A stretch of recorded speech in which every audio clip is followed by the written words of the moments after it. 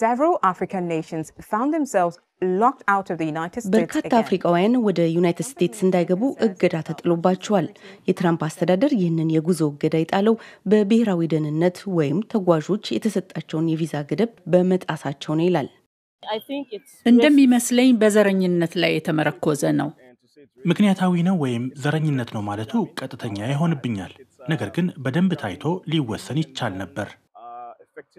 According to Trump's team, these countries እንደ ትራምፕ አስተዳደር ከሆነ እነዚህ ሀገራት የዩናይትድ ስቴትስን የብሔራዊ ደህንነት አያሟሉም። አንዳንዶች እንደውም የደህንነት ስጋት ናቸው። በእርግጥ ምክንያቱ ይሄ ነው። ይህንን ምሳሌ እንመልከት።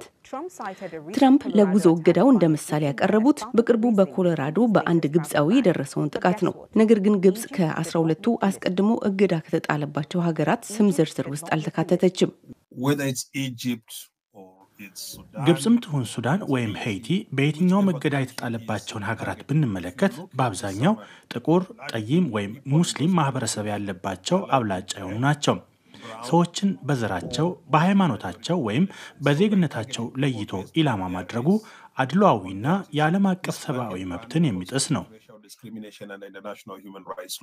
የትራምፕ አስተዳደር ሰሞኑን ደግሞ ግብፅና ኢትዮጵያን ጨምሮ 36 ሀገራትን የጉዞ እገዳ ከጣለባቸው ጎራ የማካተት እቅድ እንዳለው ዋሽንግተን ፖስት የዩናይትድ ስቴትስ የውጭ ጉዳይ መስሪያ ቤትን ዋቢ አድርጎ ዘግቧል። አፍሪካውያን ወደ ዩናይትድ ስቴትስ እንዳይገቡ ማገዱ ድንበር ብቻ አይደለም የሚዘጋው፣ ይልቁንስ ሁለቱንም ወገኖች ለሚጠቅም ወዳጅነት፣ ተሰጥኦና ትብብርም ጭምር በር መዝጋቱ አይቀርም።